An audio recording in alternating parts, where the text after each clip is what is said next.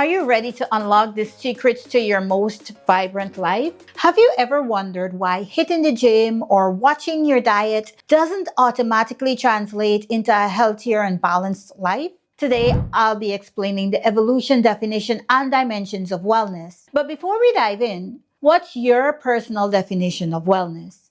Is it simply being free from illness, or does it encompass a broader sense of fulfillment? Have you ever found yourself pouring all your energy into work while neglecting other vital aspects of your life? By the end of this video, you'll understand why focusing intensely on one area can be detrimental to your entire well-being. You'll gain valuable insights into redefining wellness and learn practical strategies for achieving a holistic and fulfilling life. Are you ready to take the first step towards a more balanced and resilient version of yourself? What comes to mind when you think about wellness? Most of us will consider our physical health, right? Aspects like our weight, nutrition, and exercise routine may come to mind.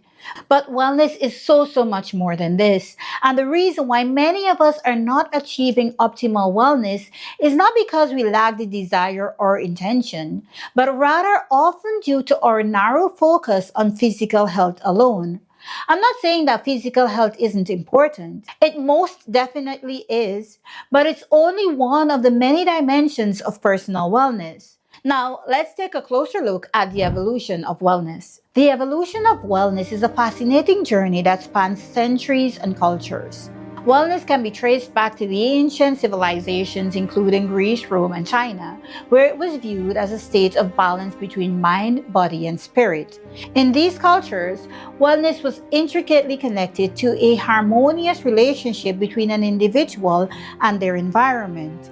Fast forward to the 1950s, a pivotal era in the evolution of wellness in the United States. Dr. Halbert Dunn, a physician and researcher, is credited with popularizing the term wellness and introducing it as a proactive approach to health. You need to understand that during this time, wellness was primarily defined as the absence of disease or illness. However, as societal perspectives on health and well-being evolved, so did the definition of wellness. Although there is no single definition that is universally accepted, the concept of wellness expanded beyond mere physical health to encompass a more holistic view that involves multiple dimensions. This evolution continued with a shift towards recognizing wellness as a dynamic and ongoing process. Rather than simply avoiding illness, the focus turned towards making conscious choices and adopting positive behaviors that contribute to a healthy and fulfilling life. So what exactly are these dimensions of wellness?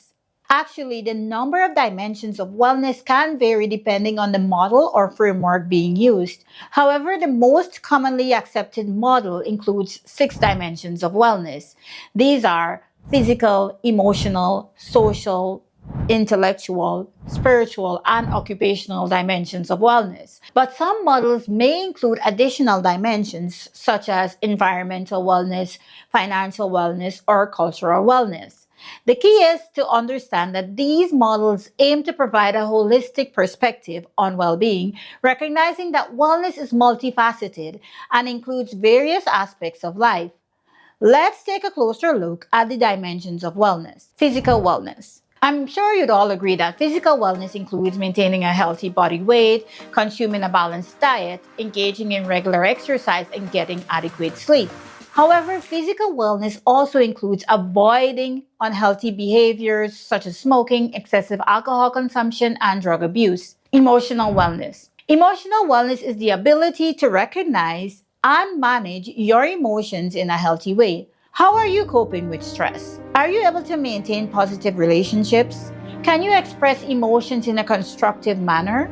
Do you have a positive self-image and a sense of purpose in life? Social wellness. Social wellness is the ability to form and maintain positive relationships with others. It includes the ability to communicate effectively, develop meaningful relationships, and contribute to your community. It involves respecting and valuing diversity and maintaining healthy boundaries in relationships. Intellectual wellness. Intellectual wellness is the ability to engage in lifelong learning and personal growth.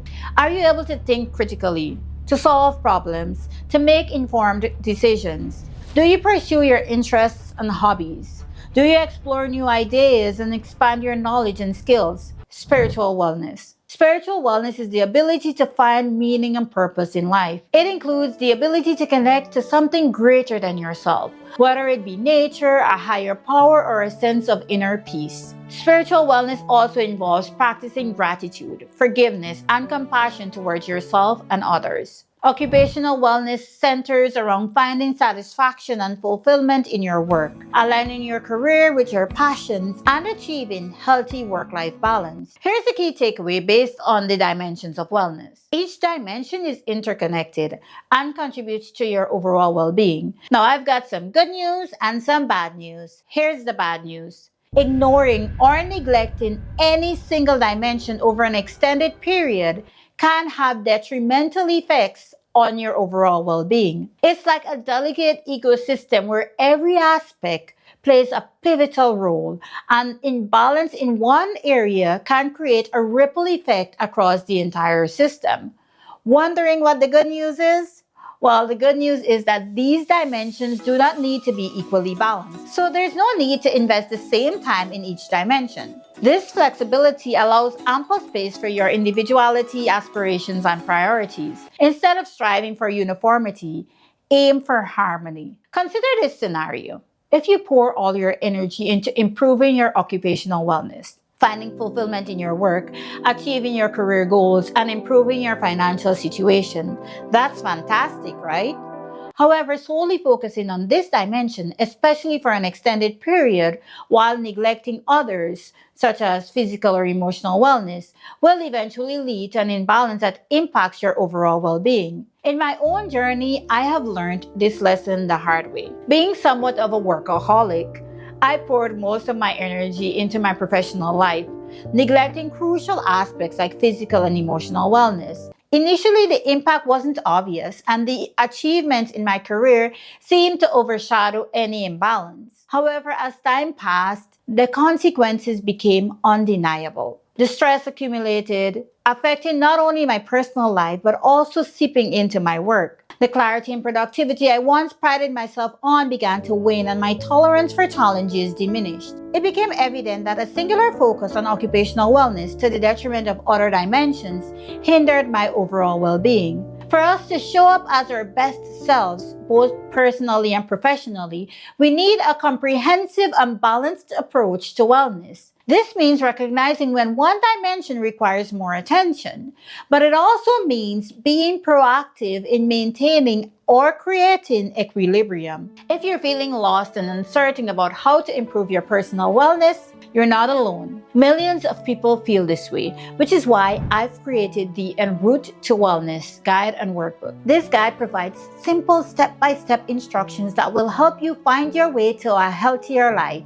You'll learn how to identify the source of your health issues, overcome the belief that you're not ready for change, find the motivation to keep going even when things get tough, and so much more. If you want a free digital copy, there's a link in the description.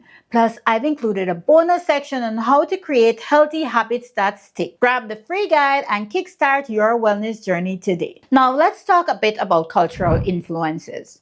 Cultural influences can also play a significant role in your ability to achieve optimal wellness.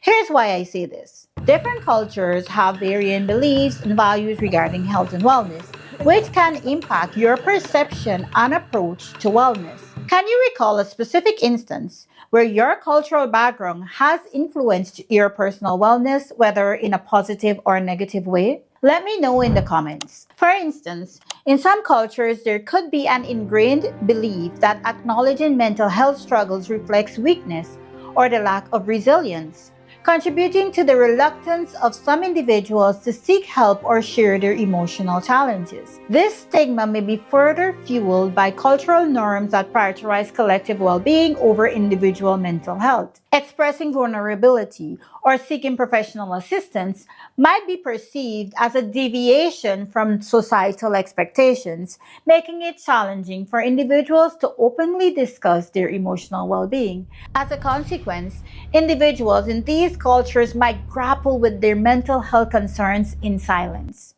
avoiding seeking the necessary support or interventions. This cultural dynamic underscores the importance of cultural sensitivity in promoting mental health awareness and encouraging open conversations about emotional well being, thereby dismantling the stigma associated with seeking help. So, if you're someone from this cultural background, you might hesitate to seek professional help.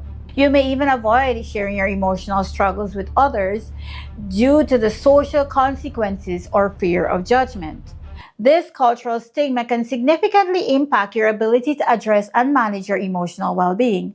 Another example is our cultural norms regarding food and physical activity. For instance, in some cultures, certain types of food may hold great cultural significance, even though they're not particularly nutritious. Sometimes we focus more on the taste and appearance of food rather than the nutritional value. In Western cultures, for instance, fast food and processed snacks have become ingrained in our daily dietary habits. This convenience and widespread availability of these options, coupled with our busy lifestyles, can contribute to a diet high in saturated fats and sugars, affecting our overall physical wellness. I want to take a moment here to emphasize that promoting healthier alternatives doesn't necessarily mean that we need to abandon our cultural traditions. Instead, it's about finding a balance that respects the richness and diversity of our cultural heritage while making informed decisions that contribute to our overall well being. Here's another example. Traditional beliefs about body image and exercise significantly influence how we engage in physical activity. In certain cultures, a slim or slender body type is often associated with ideals of beauty and self-discipline. These cultural norms contribute to societal expectations, creating pressures that could drive some persons to pursue extreme measures to achieve or maintain a very slim physique. Conversely, in some cultures, a more robust or curvier body shape is celebrated as a symbol of health, prosperity, and attractiveness. In these societies, being a bit overweight may be considered normal or inconsequential. Because of these views, you might be less willing to engage in physical exercise. Misconception and societal norms may cause some persons who are very slim to be ridiculed for going to the gym. By the way, if you enjoy this content, show some love by liking and subscribing. Surprisingly, fewer than 5% of those tuning in are subscribed. Your support not only helps the content reach more people, but also keeps me motivated to create more. Thank you so much for being part of this community. How much time should you spend on each dimension of wellness? The amount of time you should spend on each dimension of wellness could vary based on your individual needs, priorities, and circumstances. Since everyone's life is different, there's no one-size-fits-all approach.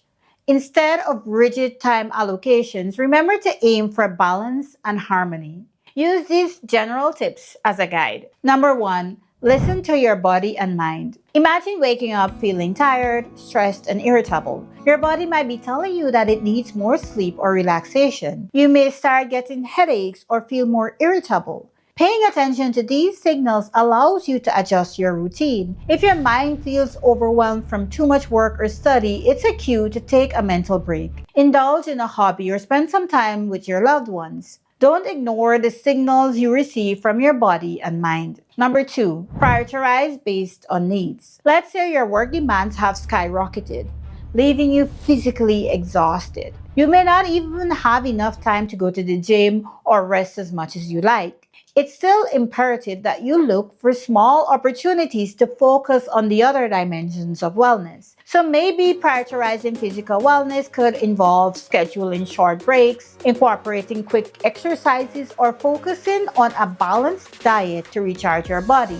Adjusting your priorities based on your current needs allows you to address immediate concerns without feeling overwhelmed. Number 3, flexibility and adaptability. Imagine you've planned a rigorous workout routine for the week, but suddenly a family event pops up. Being flexible allows you to adapt your schedule, perhaps opting for shorter, more intense workouts or finding creative ways to stay active.